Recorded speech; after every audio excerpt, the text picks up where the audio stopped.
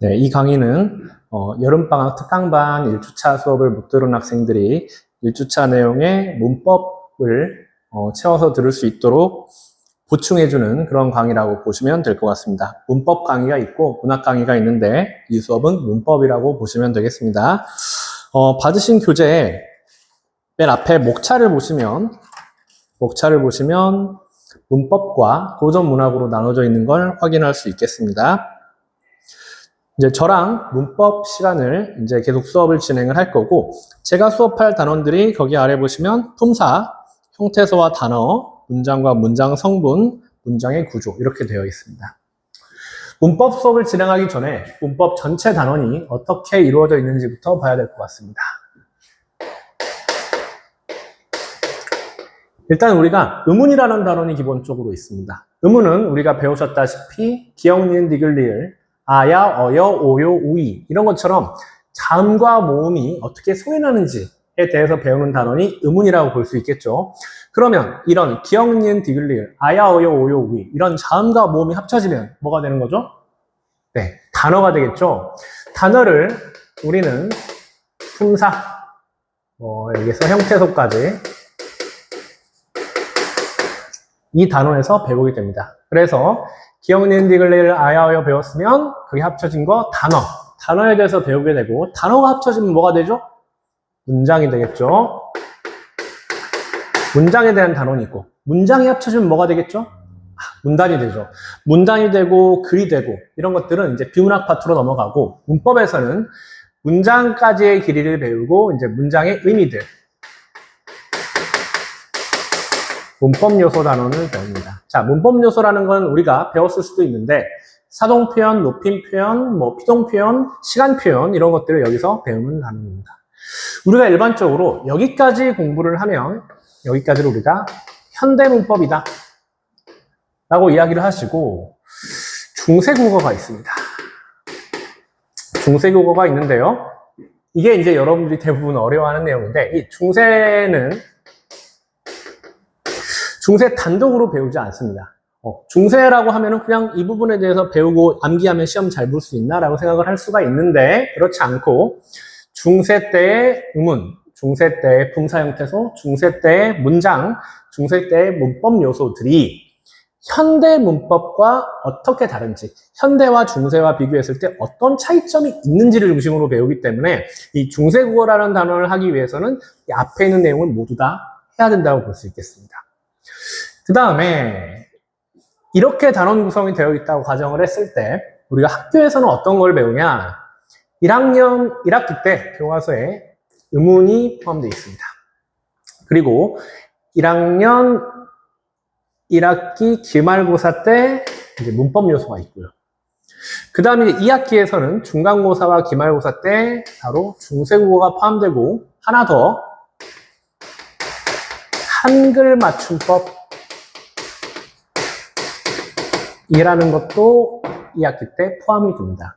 한마디로 여러분들은 학교에서 의문, 문법 요소, 중세국어, 한글 맞춤법 단원을 모두 배우신다고 보면 될 것 같습니다. 근데 이번 여름방학 특강 때 수업할 내용은 바로 품사 형태소와 문장 단원입니다. 선생님, 학교에서 배우지도 않고 시험에 내지도 않는 걸 왜 배웁니까? 왜 그때 여름방학 특강만 때 합니까? 라고 질문할 수 있어서 설명을 드리는데, 아까 보셨다시피 자음 모음이 합쳐져서 단어가 되고 문장이 되고 문법 요소를 배울 수 있고, 그거와 비교되는 중세국어를 배운다고 이야기했습니다. 여기서 이제 눈치 빠른 학생들은 아시겠지만, 이것들을 배워야만 내가 이런 것들을 할 수 있겠구나 라고 이해되겠죠.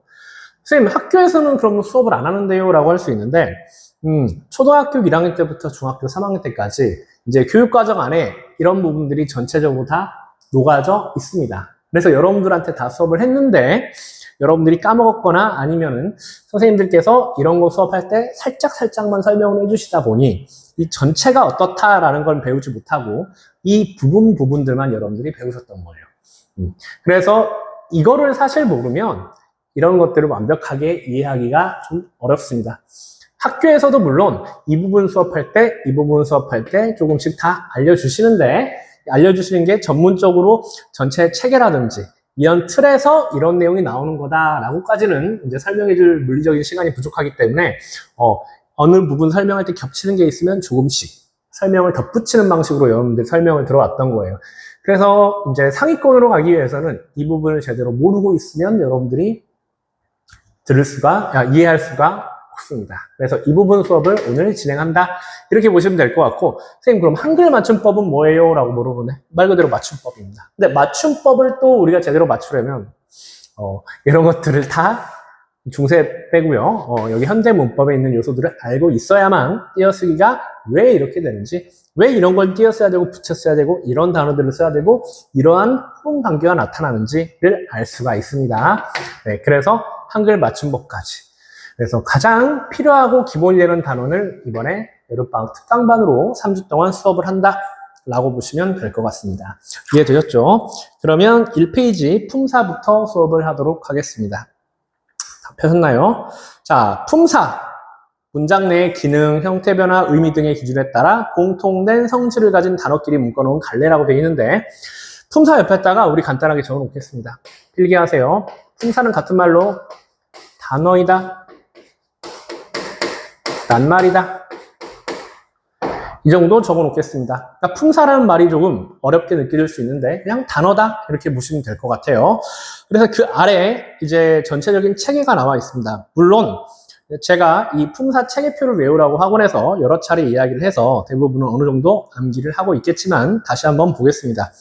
품사는 기본적으로 세 가지로 분류할 수 있습니다. 형태, 기능, 의미에 따라서 분류할 수 있는데 첫 번째 형태 보겠습니다. 거기 불변어라고 나와 있는데 이 불변어라는 건 무엇이냐? 변하는 게 불가능한 단어다라는 이야기고요. 그럼 가변어가 뭐겠어요? 당연히 변하는 게 그쵸 가능한 단어다 이렇게 보시면 되겠죠. 그 다음에 이제 기능으로 보면 체언이 있고요. 그 다음에 수식어이 있는데 수식어는 꾸며준다라는 말입니다. 수식, 꾸며준다라는 거죠. 꾸며주는 품사가 두 가지, 관형사, 부사가 있다. 여기서 이제 잠깐만 설명을 하고 가면 관형사랑 부사에 대해서 나중에 설명을 할 건데 꾸며주는 말에는 관형사, 부사가 있는데 관형사는 체언을 꾸며주고 부사는 그 이외의 것들을 꾸며주게 됩니다. 거기 설명도 보시면 관형사는 체언, 주로 명사를 수식함이라고 나와 있죠. 그 아래 부사의 설명을 보면은 용언이나 문장을 수식함이라고 되어 있습니다. 그냥 그 오른쪽에 딱 괄호 열고 적어 놓으세요. 그 외의 것 이렇게 적어 놓으시기 바랍니다. 그렇게 하는 게 현실적으로 우리 문제 풀 때 편하기 때문에 관형사는 체언을 꾸며준다. 부사는 그 이외의 것들을 꾸며준다. 이렇게 암기하고 계시면 되겠습니다. 다음 관계연입니다. 관계연은 조사입니다. 조사는 말과 말의 관계를 나타낸다. 이거 조금 이따 설명할 텐데 어떤 자격을 주는 조사가 붙으면 어떤 문장 성분이 되고 이런 내용들이 있거든요. 다음 독립어이 있습니다. 혼자 쓰이는 말이죠. 그래서 감탄사가 있습니다. 다음 용언이 있습니다. 용언은 동사, 형용사가 있고 움직임, 동사, 상태, 성질, 형용사 이렇게 볼 수 있겠죠. 그리고 마지막에 서술격 조사 이다가 있습니다. 근데 여기 조금 이상하다고 느낄 수 있어요. 서술격 조사? 조사인가? 조사는 아까 불변어의 관계연에 있었던 것 같은데 맞습니다. 뭐 암기하셨겠지만 조사는 크게 격조사,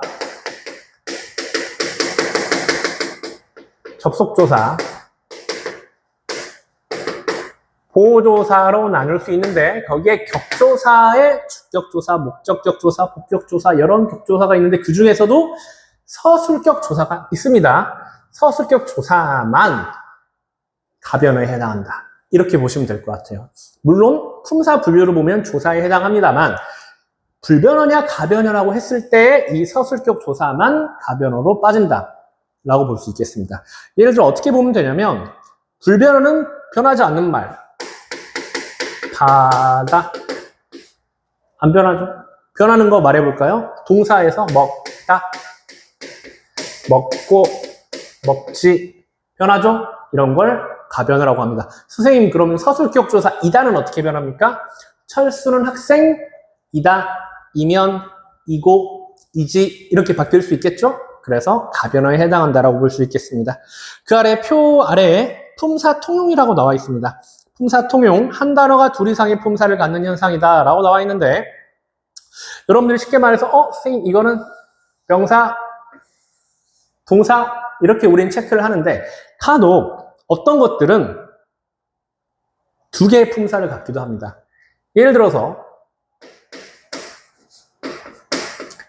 뭐 하는 대로 할 때 대로 이거는 어떨 때는 명사이기도 하고 어떨 때는 조사이기도 합니다. 정확히 말하면 명사인 대로도 있는 것이고 조사인 대로도 있는 것이에요. 이제 그걸 구별을 해야 되고 헷갈리는 문제들이 있는데 이건 조금 이따가 하고요. 이런 걸 우리가 품사의 통용이다 라고 이야기합니다. 그럼 이제 체험부터 보겠습니다. 명사, 대명사, 수사 문장에서 주로 주어, 목적어, 보어 등으로 쓰이며 형태의 변화가 없고 조사가 결합할 수 있음이라고 되어 있습니다. 자, 그 다음에 이제 명사부터 그러면 사람이나 사물의 이름을 나타내는 단어로 모든 문장 성분이 될 수 있음이라고 합니다. 지시 범위에 따라서 보통 명사와 고유 명사입니다. 보통 명사부터 보면은 동일 속성을 가진 대상들에게 두루 쓰이는 이름. 예를 들어서 핸드폰이라고 하면 여러분들은 지금 각자 가지고 계신 핸드폰을 떠올리겠죠. 이런 것처럼 어떤 속성을 가진 걸 묶어서 표현하는 것을 우리가 보통 명사라고 부릅니다. 우리가 핸드폰이라고 한다고 해서 다 같은 핸드폰을 떠올리는 게 아니잖아요. 하지만 고유명사는 특정 사람이나 사물을 나타내는 이름. 딱 그것을 지칭하는 겁니다. 세상에 단 하나밖에 없는 딱 그걸 나타내기 때문에 누구한테 이 단어를 이야기해도 다 똑같은 걸 떠올리는 겁니다. 방금 핸드폰이라고 했을 때는 각자의 핸드폰을 떠올렸지만 여기 예시 나와 있는 것처럼 무등산. 그럼 우리는 각자 마음속에 있는 다른 산을 생각하는 것이 아니라 모두 똑같은 무등산을 떠올리게 되겠죠. 광주라고 하면 여기 우리가 학원이 있는 이 동네, 이 지역을 생각하겠고요.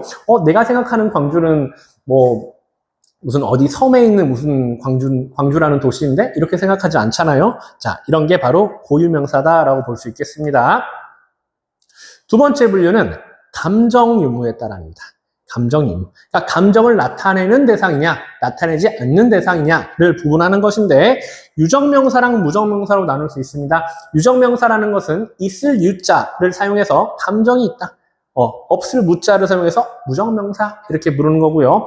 감정을 나타내는 대상부터 보면은 사람이나 동물입니다. 사람, 동물.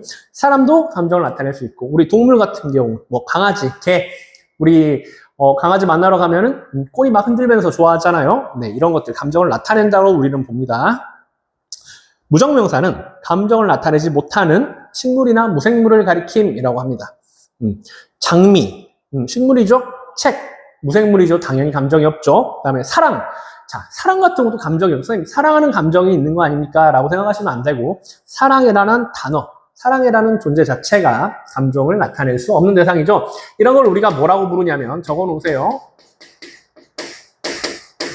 추상명사라고 부릅니다. 뭐 어떤 것들이 있겠습니까? 희망, 뭐 노력 이런 것들이 있겠죠. 어떤 실체가 있지 않고 관념적인 것들 이런 건 당연히 감정을 나타낼 수 없는 대상이기 때문에 무정명사에 해당한다라고 볼 수 있겠습니다. 세 번째 분류, 자립성의 유무에 따라 분류를 하는 것입니다. 자립성이라는 것은 한자로 스스로 자자에 설립자를 사용합니다. 스스로 설 수 있냐? 한마디로 혼자 사용될 수 있냐 없냐? 혼자 사용될 수 있으면 자립명사, 혼자 사용될 수 없고 다른 말에 기대어 쓰여야만 하는 명사는 우리가 의존명사라고 부릅니다. 거기 자립명사 예시처럼 사람, 바다, 동물, 학교 이런 것들은 자기 혼자도 충분히 의미를 가지고 쓰일 수 있는 단어들인데 의존명사 보면 것, 척, 대, 따름, 뿐, 대로 이런 것들은 뭐와 함께 쓰여야 되는 것이지 혼자만은 쓰이지 못합니다. 자, 여기서 이제 조금 더 깊게 들어가면 우리가 사전에 암기를 했던 것과 같이 의존명사는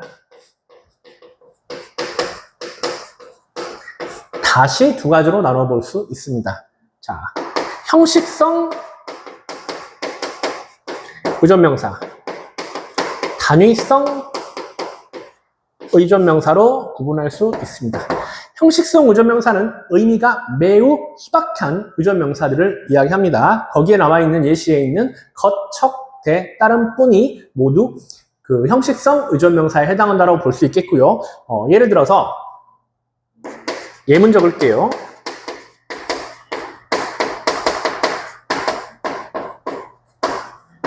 먹을 만큼 먹어라 해서 이 만큼이 바로 형식성 의존명사라고 볼 수 있겠습니다.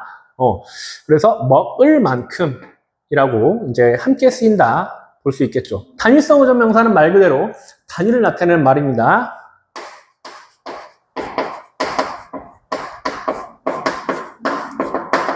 열 명의 사람, 명. 이런 것들이 단위를 나타내는 말이다. 그래서 형식성 의존명사와는 다르게 단위성 의존명사는 반드시 앞에 수를 나타내는 수 관형사가 사용됩니다. 자, 갑자기 관형사란 말이 나와가지고 여러분들 약간 혼동이 있을 수 있는데, 자, 여기 보세요. 잠깐 보겠습니다.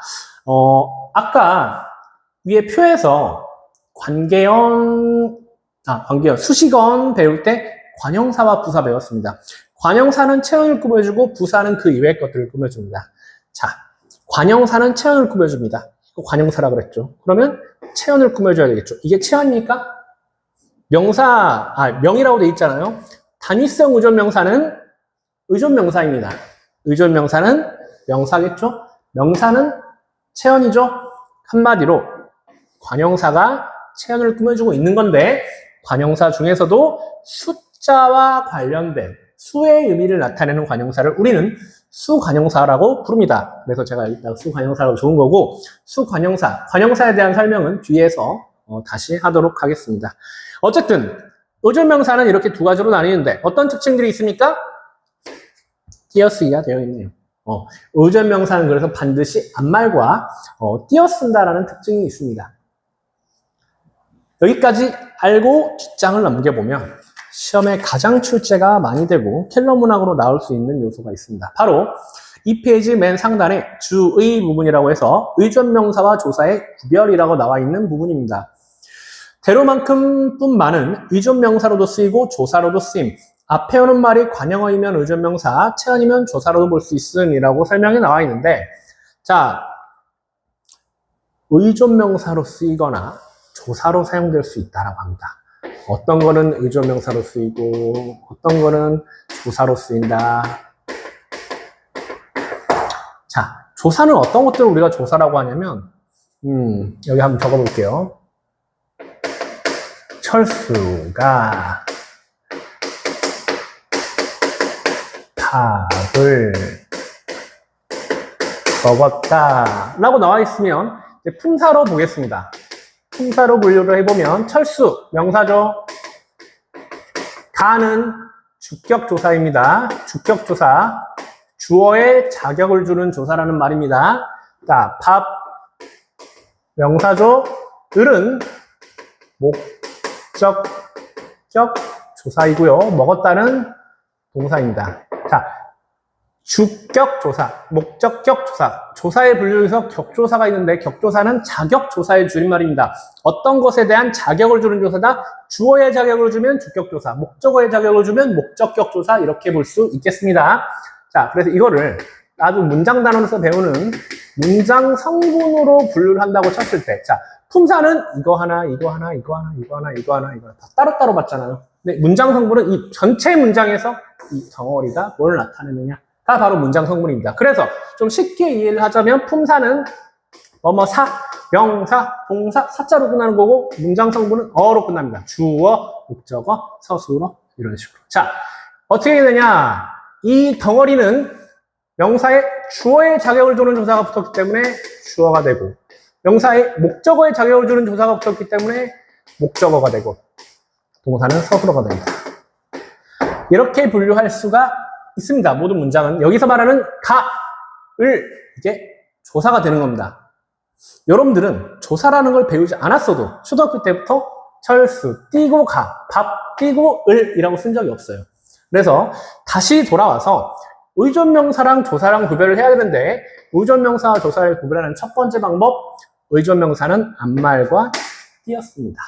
조사는 앞말과 붙였습니다.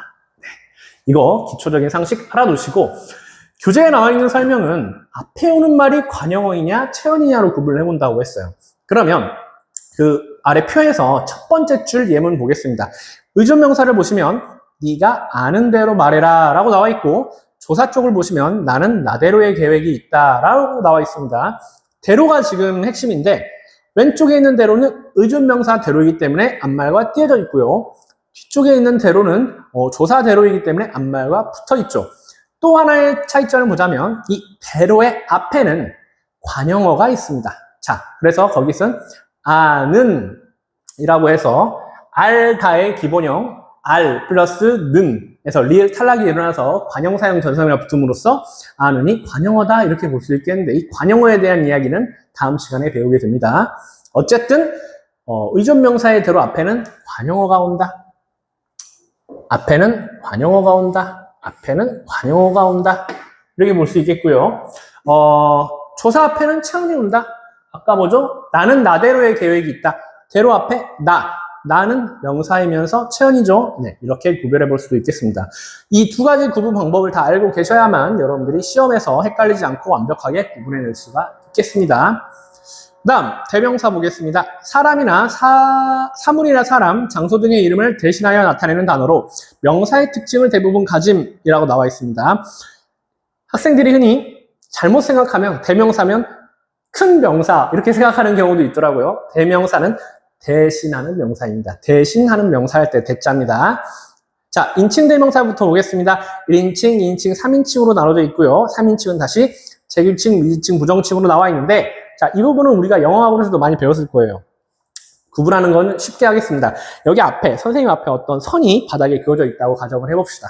그래서 이 선을 기준으로 제 쪽은 다 1인칭이라고 보고요. 그쪽은 다 2인칭이라고 보고요. 나머지 것은 다 3인칭이라고 보시면 될 것 같습니다. 그 정도로만 구분하셔도 국어에서는 충분하고요. 그 아래 지시 대명사로 넘어가겠습니다. 지시. 자, 지시라는 말이 상당히 많이 나옵니다. 지시 동사, 지시 형용사, 지시 동사가 아니죠. 지시 형용사, 지시 관형사, 지시 부사. 앞으로 지시라는 말이 많이 나오는데 지시하면은 딱 세 글자 기억해 주시면 되겠습니다.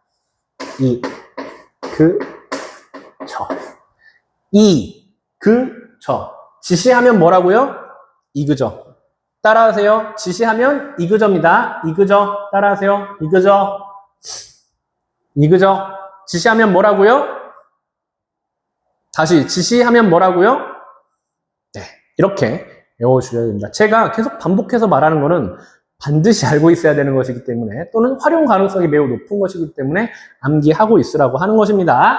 자, 이그저 암기해 놓으시고요. 그 상태에서 사물대명사 보시면 예시에 이그저, 이것, 그것, 저것. 자, 이그저를 활용해서 뭔가 나오죠. 처소대명사, 처소라는 말이 장소라는 뜻입니다. 그래서 장소를 가리킴 여기, 거기, 저기, 이곳, 그곳, 저곳 어떤 느낌인지 아시겠죠? 그 다음 여러분들이 헷갈려 하시는 미지칭 대명사랑 부정칭 대명사가 있습니다. 미지칭 대명사는 모르는 사물 장소를 가리킴 어디, 무엇, 언제, 누구도 있어요. 누구. 다음 부정칭 대명사도 정해지지 않은 사물 장소를 가리킴 어디, 무엇, 언제, 아무것, 누구. 여기도 누구 있습니다. 적어 놓으세요. 누구. 자, 그럼 제가 구분해 드릴게요. 미지칭부터. 여기 보이나요? 미지칭.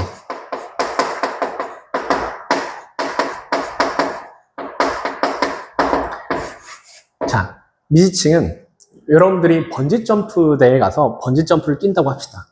그럼 뛰기 전에 옆에 있는 이제 안전관리 해주시는 교관님이 딱 뛰어내리기 전에 지금 누구의 얼굴이 가장 먼저 떠오릅니까? 라고 이야기하는 경우가 있습니다. 누구의 얼굴이 가장 먼저 떠오릅니까? 그러면 물어보는 교관님은 무슨 뜻인지 모르죠. 누군지 모르죠. 누군지 모르는데 저는 여기서 누구요? 이야기하겠죠. 그러니까 한마디로 이 미지칭 대명사라는 건 뭐냐면 대상을 모르지만 정해져 있는 겁니다.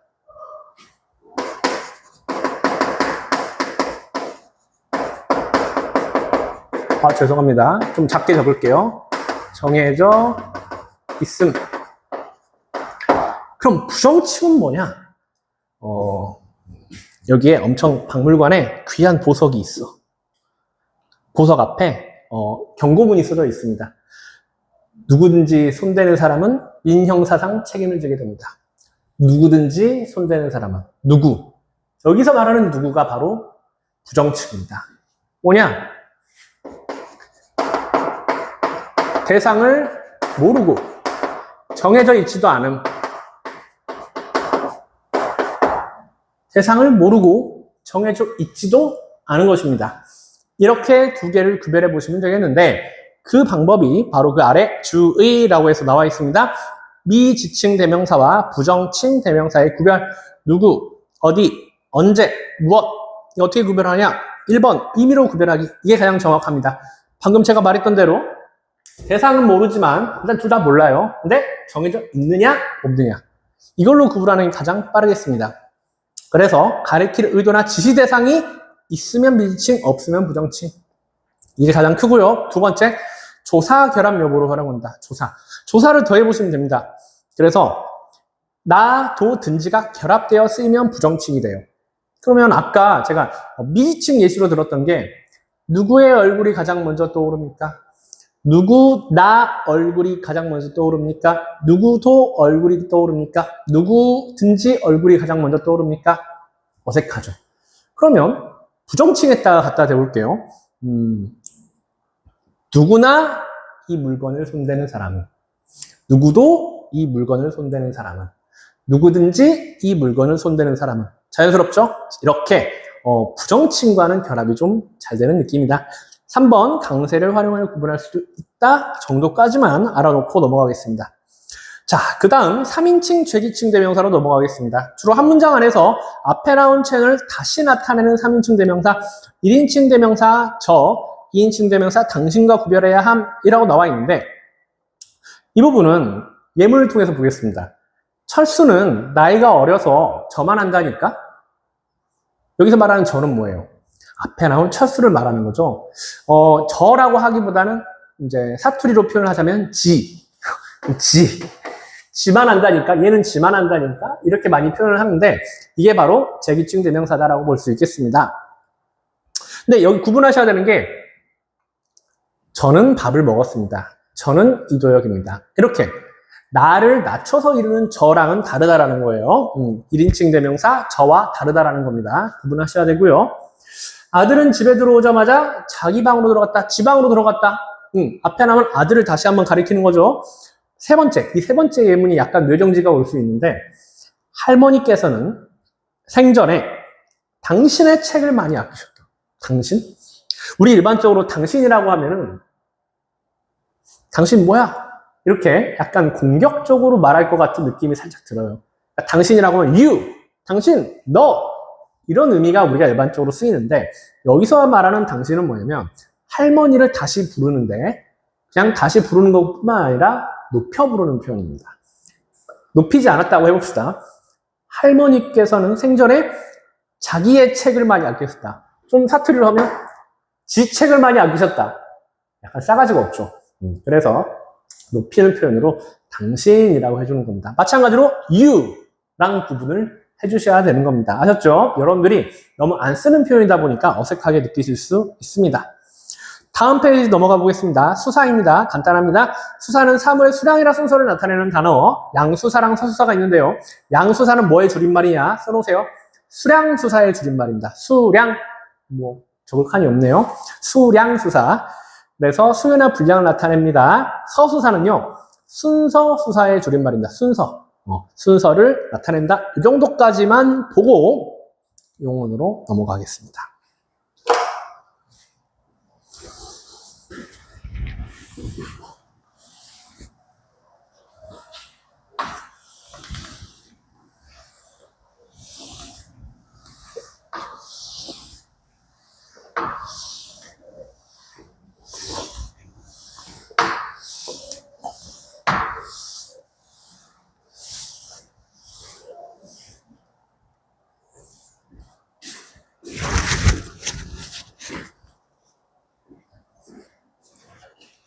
네, 칠판을 한번 지우고 왔고요. 조금 필기를 해야 돼가지고. 네. 그러면 용언에서 동사, 형용사가 있죠. 문장에서 주로 서술어로 사용되고 활용을 함이라고 나와 있습니다. 자, 동사부터 사람이나 사물의 움직임이나 작용. 자, 밑줄 치세요. 움직임이나 작용에 밑줄 치세요. 그래서 자동사와 타동사가 있는데 이게 제가 알기로는 영어에서는 이 타동사, 특히 이쪽이 상당히 중요한 걸로 알고 있는데 국어에서는 한 가지만 기억하시면 되겠습니다. 타동사는 목적어를 취한다, 필요로 한다라는 뜻입니다. 타동사는 목적어를 필요로 한다. 이거 하나만 기억해 놓으시면은 고등학교 과정에서는 문제 없습니다. 형용사로 넘어가겠습니다. 사람이나 사물의 성질이나 상태를 나타내는 단어. 밑줄 쳐놓으세요. 성질이나 상태. 그래서 성상형용사와 지시형용사가 있습니다. 자, 성상형용사, 성상, 뭐의 줄임말일까요? 그쵸. 성질이나 상태의 줄임말입니다. 그래서 차갑다, 뜨겁다, 달다, 성질을 나타내는 것, 좋다, 싫다, 아프다, 바쁘다, 상태를 나타내는 것이죠. 그래서 우리가 알고 있는 대부분의 형용사는 성상형용사에 해당한다라고 볼 수 있겠습니다. 그 다음 지시형용사가 나오네요. 지시하면 뭐 떠올리라고 했죠? 뭐 떠올리라고 했습니까? 이그저. 지시 뭐라고요? 네, 이그저. 이그저를 떠올려야 됩니다. 그래서 이러하다, 그러하다, 저러하다 같은 것들이 있는 겁니다. 자, 다음 세 번째, 어간과 어미가 나와 있는데 이 부분이 이제 조금 중요하죠. 어간과 어미. 제가 예시를 먹었다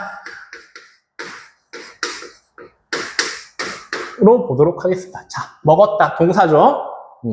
여기서 실질적인 의미를 가지고 있으면서 변하지 않는 부분 어디죠? 이 앞부분. 여기 어간이라고 하죠, 우리가. 자, 실질적인 의미는 없지만 여러 가지로 변할 수 있는 부분, 이 뒷부분을 우리는 어미라고 이야기를 합니다. 그리고 이 어미가 여러 가지로 바뀌는데 먹었다, 먹고, 먹지만, 먹어, 여러 가지로 바뀌는데 이렇게 바뀌는 것을 우리는 활용한다라고 이야기하고요. 이 활용은 용언에서만 가능한 것이기 때문에 이렇게 변하는 것을 우리가 전체로 용언의 활용이라고 부릅니다. 여기까지 이해하셨죠? 자, 그럼 여기서 이제 우리가 알아야 되는 개념, 기본형이라는 개념을 알아야 되는데, 기본형이 무엇이냐? 이 먹었다의 기본형이 뭐냐라고 했을 때 우리는 어떻게 대답해야 되냐면, 자, 이렇게 대답해야 됩니다. 여기에서 어간은 실질적인 의미를 가지고 있으면서 변하지 않는 먹이죠. 여기에 다를 붙이면 되겠습니다. 그래서 먹다가 되겠죠. 간혹 학생들이 그냥 끝에가 다로만 끝나면 무조건 기본형인 줄 알아요. 아닙니다. 어간이 정확하게 뭔지 구별을 한번 해보시고 어간에 다만 붙이는 걸 우리가 기본형이라고 합니다. 절대 헷갈리지 마시고요. 일단 여기까지 하고 거기 아래 표를 보면은 어미의 종류가 표에 굉장히 디테일하게 나눠져 있어요. 어말어미와 선어말어미가 있습니다. 자, 칠판에 약간 수정해서 보겠습니다. 좀 지우고 봐야 되는 부분만 보도록 하겠습니다. 자, 맞아, 여기 앞부분 이 먹이 어간이고 뒤는 다 어미라고 말씀드렸죠? 자, 어미에서도, 자, 여기 두 개 어미인데 어미에서도 이 단어의 맨 끝에 말에 오는 어미를 어말어미라고 합니다. 단어의 맨 끝에 오는 어미. 그래서 이거는 우리가 어말어미입니다. 자, 어말어미입니다. 어말어미 중에서도 지금 종결어미, 연결어미, 전성어미가 있는데 종결어미라는 것은 이걸 끝을 어떻게 끝내냐에 따라서 먹었다, 먹었니? 이렇게 어떻게 끝내냐에 따라서 문장 성분이 달라질 수 있는 거기 때문에 이런 걸 종결어미라고 이야기합니다. 그래서 형태가 나와 있는 것이고요. 연결어미는 철수가 밥을 먹었다, 영희는 밥을 안 먹었다. 두 개의 문장이 이어지면 철수는 밥을 먹었고 영희는 밥을 안 먹었다. 영희는 짜장면을 먹었다. 이런 식으로 문장을 이어주는 어미를 우리가 연결어미라고 부르는데 그 문장들의 의미가 대등하면 대등적 연결어미, 하나가 다른 문장의 의미를 종속하고 있으면 종속적 연결어미라고 부릅니다. 이거는 뒷볼의 문장 파트에서 조금 자세히 배울 거기 때문에 그냥 그런가 보구나 정도 생각을 하시고, 보조적 연결어미는 용언과 용언을 이어줄 때 쓰는 어미인데 이거 다음 시간에 배웁니다. 아, 어, 개, 지, 고 5가지 있다는 거 암기 정도만 해주시면 되겠습니다. 그 다음에 전성어미, 거기가 지금 짙은 색으로 나와 있는데 전성어미가 가장 중요해요. 오늘 배운 것 중에서 가장 중요한 거 2가지를 꼽자면 아까 의존명사와 조사를 구별하는 방법, 이게 가장 중요하고 그 다음 전성어미입니다. 이 2가지는 이번 시간의 핵심이다 이렇게 보시면 될 것 같은데 조금 이따가 설명하겠습니다. 자, 그럼 어마러미가 끝났고요. 선어마러미로 넘어갑니다. 선어마러미에서 선자가 무슨 선자냐? 먼저 선자입니다. 선생님, 선배님 할 때 선자입니다. 선두. 어마러미의 앞에 오는 어미이다. 는 다 선어마러미예요. 이거는 어마러미의 앞에 오기 때문에 이런 걸 선어마러미다. 당연히 어마러미가 없으면 선어마러미 있을 수 없겠죠. 개념 자체가 어마러미의 앞에 오는 어미니까요. 그럼 먹었다 해서 엇은 선어마러미인데 어떤 기능을 하냐? 시간을 나타냅니다. 시제 선어마러미라고 부르는데 그 중에서도 어떤 시제를 나타내냐? 과거를 나타냅니다. 한마디로 이 엇의 이름은 뭐냐면 플레임은 과거 시제 선어마러미 엇이라고 부르는 겁니다. 이런 식으로 네이밍이 된다는 점 참고해 주시면 될 것 같고, 이 선어마러미에 대해서도 이제 문법 표현 부분에서 따로 배우기 때문에 이 정도 알아두시면 되겠습니다. 그럼 오늘 핵심인 이제 전성어미까지 설명하고 넘어가겠습니다. 전성어미 조금 지우고 여기 자리가 조금 좋으니까 쪽쯤에 딱 한번 써보겠습니다. 예문을 생각해 볼 필요가 있겠는데,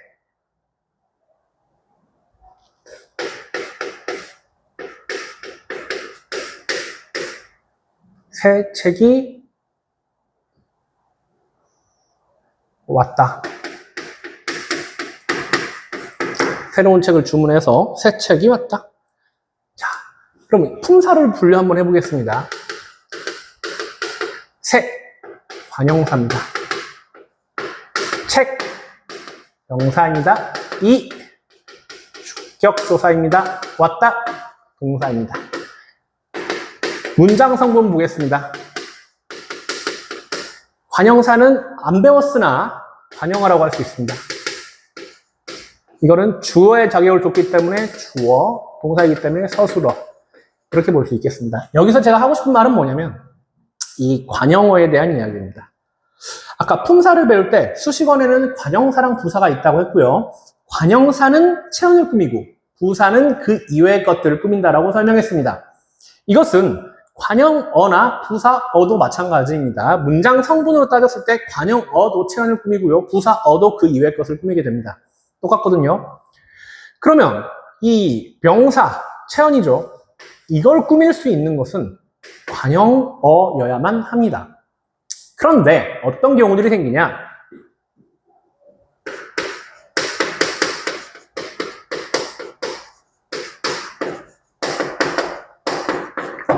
멋진 책이 왔다.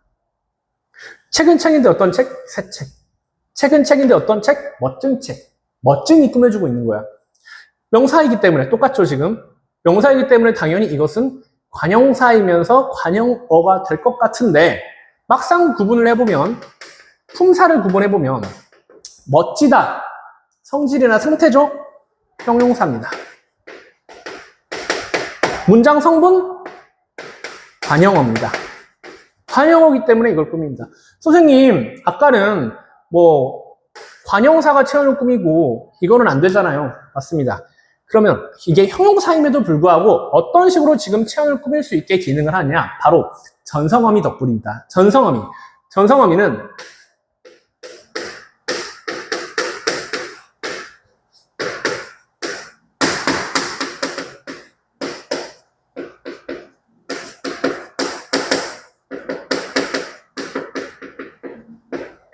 성격을 전환하는 어미입니다. 성격.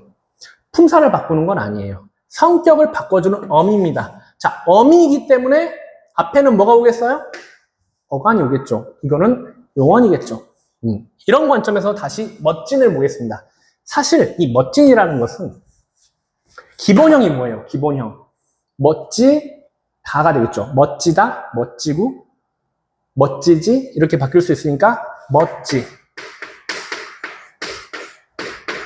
니은이죠. 어간 어미입니다. 어미인데 이 어미는 무슨 어미냐면 전성 어미입니다. 성격을 바꿔주는 어미. 그 중에서도 어떤 걸로 성격을 바꿔주냐? 관형사. 관형사의 성격으로 바꿔주는 어미입니다.